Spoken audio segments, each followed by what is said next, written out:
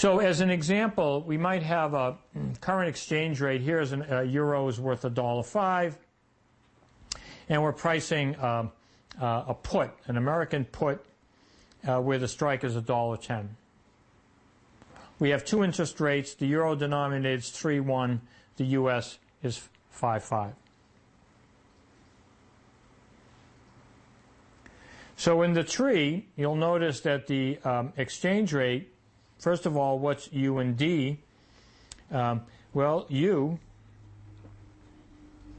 is going to be the forward price, so it's E to the R minus difference in R's, which is 1.9%. So it's R, this is RF. So the difference is 1.9%.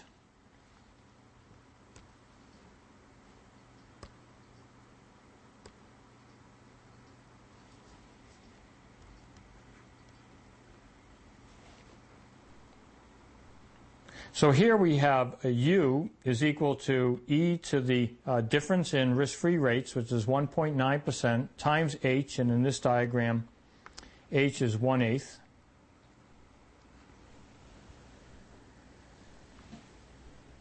And we have a sigma of 10% times the square root of 1/8. Correspondingly, D is the same, but with a minus. So we then have the exchange rate of $1.05 per euro change according to that value of U and D. And we now have we're pricing a put, and the put option has a strike of $1.10.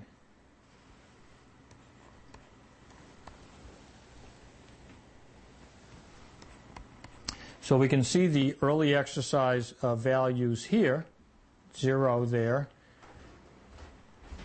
And from here we can now, with the P-star formula we saw, do backward substitution, and now we can see there are several places where the value of the option is in bold, meaning that it was optimal to exercise there rather than hold it for the opportunity to exercise in the next period.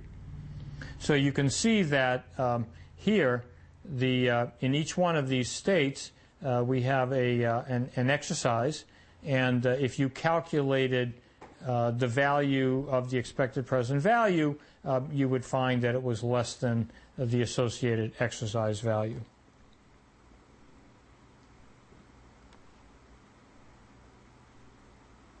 So the point I was making about euros and holding, just to make sure that this is clear, and that is, let's say that in this example that my replicating portfolio is going to be buy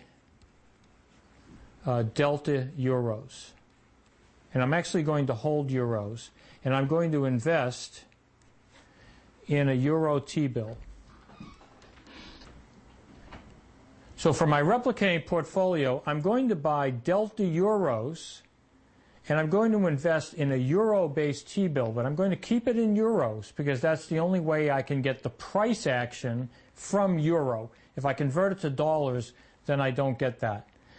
The cost of this position is going to be delta x, delta times x in dollars. Because I'm buying delta euros, 1 euro cost x in dollars, so my total cost is then delta x in dollars. I'm also going to go long or short depending on, I have a T-bill of B.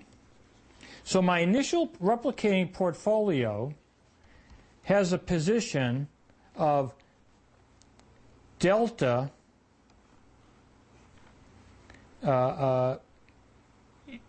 denominated in euros in T-bills.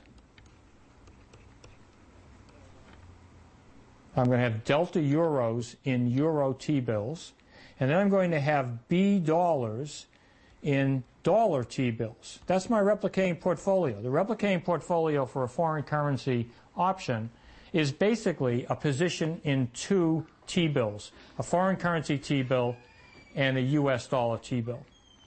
What then happens is that the replicating portfolio at time t plus h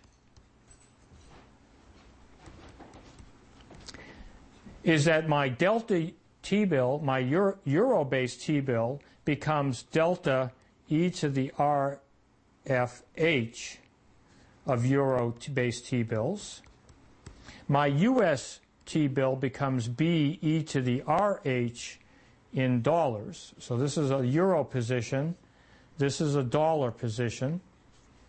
And then at time t plus h is when I do the final conversion into dollars. I convert this, and what is that many euros worth? Well, a euro is now worth UX dollars. So I convert this to UX e to the RFH in dollars. And I still have B e to the RH in dollars. So it's only at the end of the period where I convert it to either that or I convert it to DH. In other words, one, it's either I'm in the upstate where my euro-based T-bills get converted. I have a delta in there. My delta e to the RFH T-bills get converted according to UX, which is the upstate exchange rate, or DX, the downstate exchange rate. But it's very important to understand that the replicating portfolio looks like a risk-free portfolio because it's made up of two T-bills, but one of the T-bills is denominated in a foreign currency, and therefore at the end of the period, as the foreign currency exchange rate changes, I will pick up then the value in the replicating portfolio after I convert back to dollars.